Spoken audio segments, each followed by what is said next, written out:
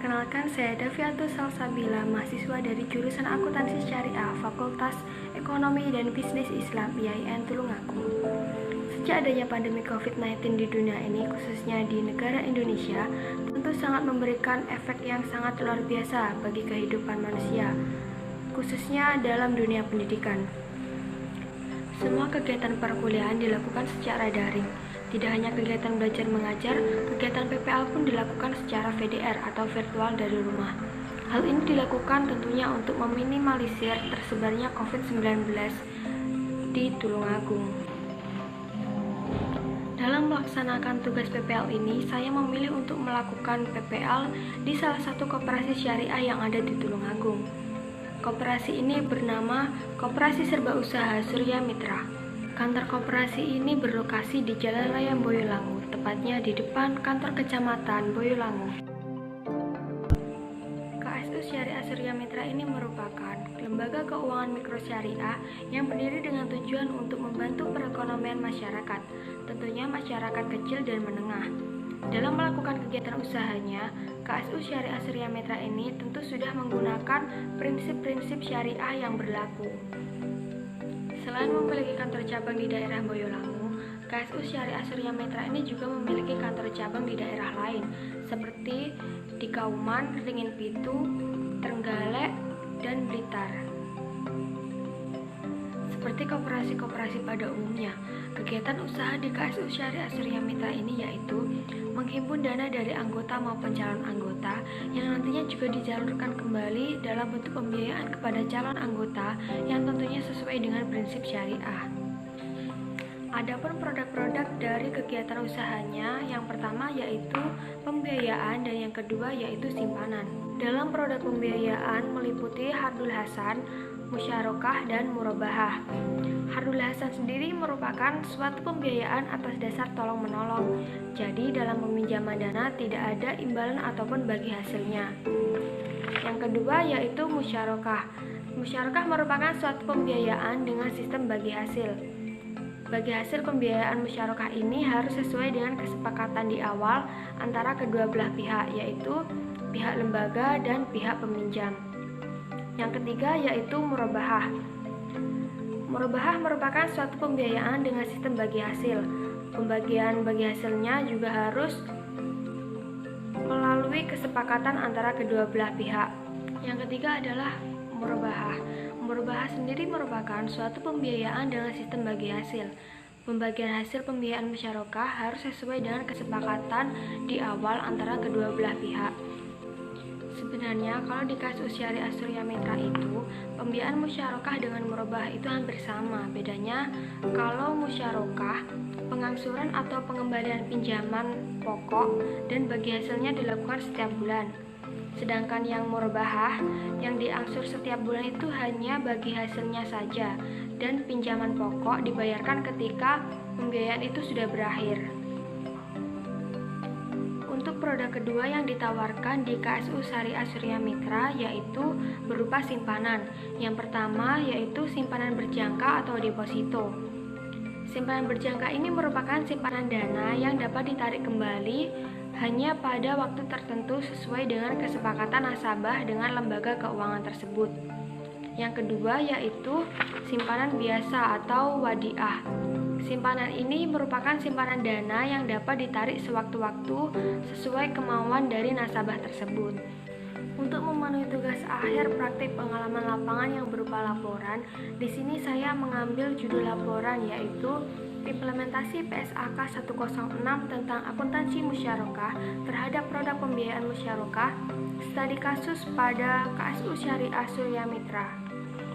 Alasan saya memilih judul tersebut karena tentu saja untuk mengetahui apakah dalam praktiknya KSU Syariah Surya Mitra itu telah sesuai dengan PSAK 106 atau belum. Mungkin bagi kaum awam yang belum mengetahui apa itu PSAK 106, PSAK 106 merupakan pernyataan standar akuntansi keuangan yang mengatur mengenai pengakuan, pengukuran, penyajian, dan pengungkapan transaksi syariah, tetapi tidak mencakup pengaturan perlakuan akuntansi atas obligasi syariah atau suku yang menggunakan akad musyarakah.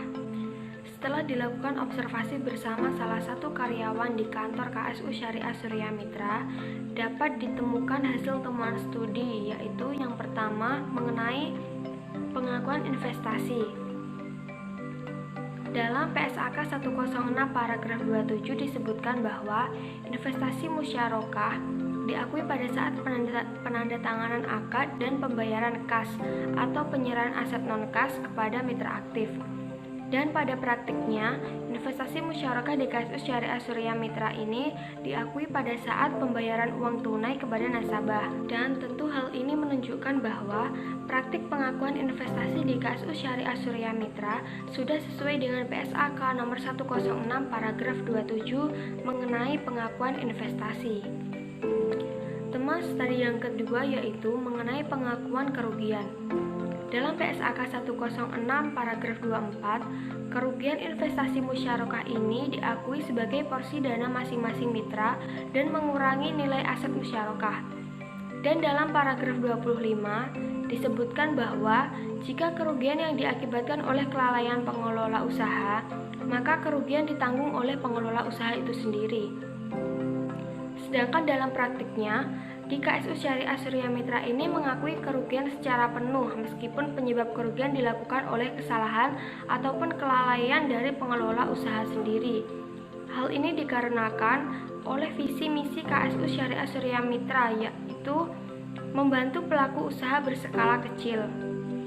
Tentu hal yang dilakukan oleh KSU Syariah Surya Mitra itu belum sesuai dengan PSAK 106 paragraf 24 dan 25, yang mana KSU Syariah memang tidak melakukan hal tersebut dalam kegiatan usahanya. Temas tadi yang ketiga yaitu mengenai pengakuan keuntungan. Di KSU Syariah Surya Mitra mengakui keuntungan sebagai berikut, yaitu pembayaran bagi hasil dilakukan pada setiap pembayaran angsuran pokok atau pinjaman, yaitu setiap 1 bulan sekali. Pengakuan penghasilan musyarakah diakui dari persentase untuk menentukan pendapatan penghasilan. Pada hal ini, pengakuan keuntungan di KSU Syariah Surya Mitra telah sesuai dengan PSAK 106, karena KSU Syariah Surya Mitra juga telah menerapkan hal tersebut. Temuan studi yang keempat yaitu mengenai pengakuan piutang. Dalam PSAK 106 paragraf 33, investasi musyarakah yang belum dikembalikan oleh nasabah pada saat di akhir diakui sebagai piutang. Dalam hal pengakuan piutang, KSU Syariah Surya Mitra sudah sesuai dengan PSAK 106, yang mana pada praktiknya di KSU Syariah Surya Mitra pembiayaan musyarakah yang belum dibayar oleh nasabahnya akan diakui sebagai piutang. Temas tadi yang kelima yaitu mengenai pengakuan beban. Dalam praktiknya di KSU Syariah Surya Mitra telah sesuai dengan PSAK 106, yang mana melakukan pengakuan kerugian adalah biaya yang terjadi terkait pembiayaan musyarakah tidak diakui sebagai pembiayaan musyarakah, dan kerugian akibat kelalaian pengelolaan dana tidak mengurangi investasi musyarakah.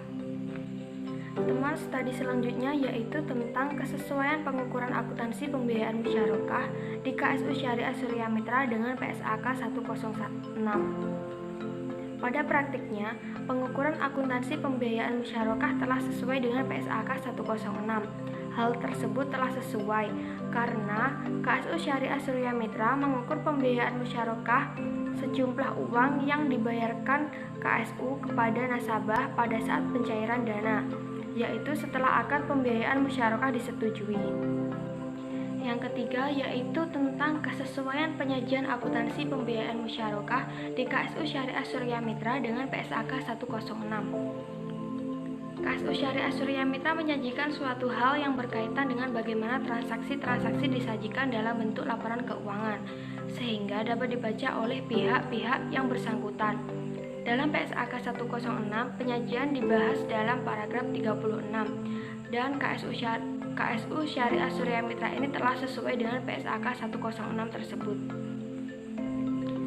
Selanjutnya yaitu mengenai kesesuaian pengungkapan akuntansi pembiayaan musyarakah di KSU Syariah Surya Mitra dengan PSAK 106. KSU Syariah Surya Mitra mengungkap hal-hal yang berkaitan dengan pembiayaan musyarakah seperti porsi dana, pembagian hasil usaha, dan aktivitas usaha musyarakah di awal akad pembiayaan musyarakah. Catatan atas laporan keuangan yang dibuat oleh KSU Syariah Surya Mitra mengungkapkan gambaran umum mengenai labanya. Berdasarkan analisa di atas, dapat disimpulkan bahwa praktik pengungkapan akuntansi pembiayaan musyarakah di KSU Syariah Surya Mitra ini telah sesuai dengan PSAK 106. Dari semua hal yang telah dipaparkan tadi, dapat ditarik kesimpulan bahwa KSU Syariah dalam praktiknya belum sepenuhnya menerapkan PSAK 106 terhadap produk pembiayaan musyarakahnya. Dari pengakuan, pengukuran, penyajian, dan pengungkapan, hanya pengakuan kerugiannya saja yang belum sesuai dengan PSAK 106. Karena dalam KSU Syariah Surya Mitra ini mengakui kerugian secara penuh meskipun penyebab kerugian dilakukan oleh kesalahan atau kelalaian pengelola usahanya sendiri. Hal ini dikarenakan oleh visi misi KSU Syariah Surya Mitra sendiri, yaitu ingin membantu pelaku usaha berskala kecil dan menengah. Untuk mengatasi permasalahan yang ada di KSU Syariah Surya Mitra, yaitu mengenai ketidaksesuaian pada hal pengakuan kerugian antara PSAK 106 dengan pencatatan akuntansi di KSU Syariah Surya Mitra, maka hal yang dapat dilakukan oleh pihak lembaga yaitu lembaga harus mengakui kerugian sesuai dengan porsi masing-masing dan mengurangi nilai aset musyarakah. Dan jika terjadi kerugian yang disebabkan oleh kesalahan atau kelalaian pengelola usaha sendiri, seharusnya kerugian tersebut ditanggung oleh pengelola usaha tersebut. Dan pihak lembaga tidak usah ikut andil dalam mengakui kerugian tersebut. Terima kasih sudah menonton video ini, semoga bermanfaat. Jika ada kurang lebihnya saya mohon maaf. Wassalamualaikum warahmatullahi wabarakatuh.